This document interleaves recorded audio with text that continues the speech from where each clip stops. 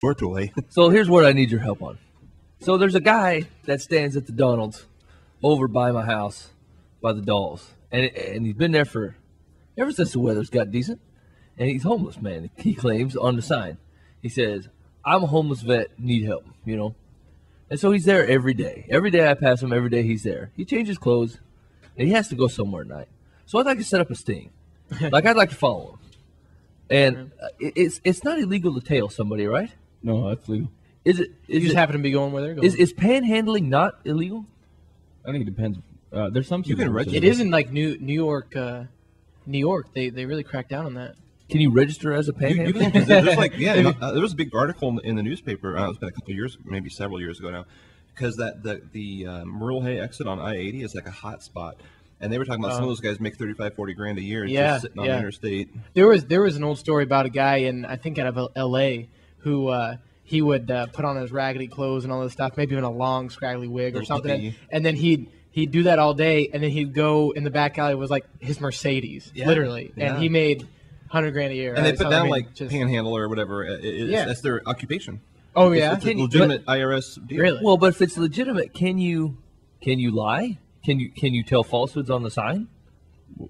What's the like how do you have to be like? Well, I mean, to be honest. Like I'm perfectly capable of working. Yeah, but like I just want your money. Yeah, be honest. I mean, you can't. I mean, people can be sued for false advertising. Sure. Can you sue this guy if he claims to be homeless and you he's should not? try. Small claims court. Maybe I should. You think that would be ruthless to take a homeless vet to small claims court? It would make the news. I mean, and say, look, that's false advertising. You are neither homeless nor a radio show.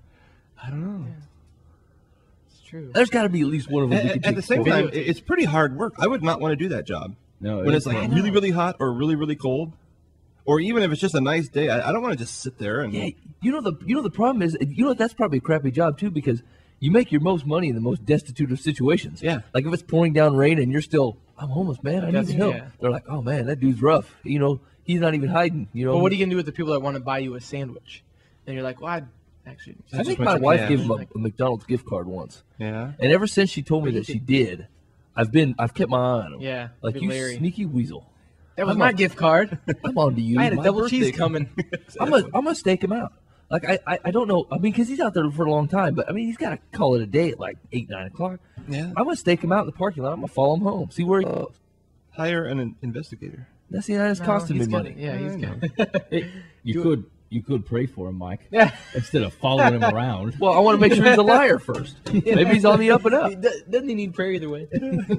Maybe not. He's on the up and up, but still's got nothing. If he's a slick Willie, I mean, more power to him. He's adapted himself so he can live his life in a different manner than you and I can. That doesn't mean he's living it poorly. He just has allowed his. But it is like false pretenses. Yeah, unless he's a liar. That's my point. So, like, if he really is homeless and he really is a vet, first of all, he's not doing a very good job at panhandling, because obviously he's still homeless. Yeah. And second of all, if he's not currently homeless, then he's lying. And is he tithing? If he's not giving 10%. I'm going to bring an offering plate down to homeless people. Yeah. Maybe he is. I saw they give you $1, give me a dime. You think it would be wrong if I stopped by at the end of the day and say you owe the Lord 10%? Let's have it. You should. That is what you should do. You're the new Paul, Dan, or a reverting Paul who's gone from being the man of God back to the tax collector. Oh. That's not for taxes. Yeah, like anybody's going to take you serious. I'm a man of God here to take from the homeless people. I'll wear a collar. Yeah, that's not the part of church that most people don't want anything to do with. Yeah. I'm here for your salvation, but I'm going to need some tithing. I'm going to need some cash. How much you got on you? We're going to definitely need some. I bet they don't hear that too often. It'd be a good conversation That starter. would actually be better than telling him you should do that and film it. And well, I don't want to exploit the man. I just want to make sure he's not a liar. No, I feel like I'm being duped by him. Not to avoid him, but just Did you ask him a direct question? No, I haven't talked to him. Yeah, you have a lot of presumptions here. Yeah. True. Yeah, why don't you ask him first? Maybe he does really sleep under the bridge. Then film him. I don't think he does. There's no good place to sleep around there. That's the thing. Where does he get his change of clothes? I don't know. He doesn't have a bag on him, so that means he's got to be keeping the bag somewhere. He's got a Mercedes around the corner. He goes somewhere.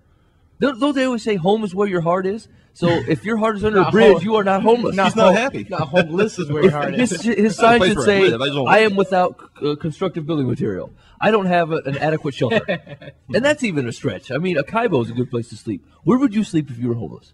Under a slide. At a park? Yeah. What about in a slide? You'd get arrested right away. What about in like like a water slide? What do I care? What do I care if they arrest me? That's true. That's even The better. worst they can do is kick me out of the park. Give you something to eat. And they can't be in the park all night. Like, how many times they're either going to do? I don't think they're going to throw me out of the park like 4 times before they actually finally take me in. Either way, or not come back, and you're free for the night. or I get to stay. Yeah, I definitely stay in that play equipment they put the kids in. There's a bunch of tunnels and holes and roofs and stuff. Yeah, you could stay in there. You could easily sleep inside one of those tunnels. I bet you could. I bet you could hunchback in Notre Dame yourself in a mall. You know, like you could always find somewhere to sleep. I always thought that would be fun, is to try and get yourself locked into the mall. I mean, where they didn't, because you're thinking like, do they really walk around every inch of like one of those huge stores like the Yonkers or Dillard's or I don't know, whatever. Well, now they have the motion detectors. You know, it used to be they'd have to walk around. They've got the cameras, but But you could easily find a corner.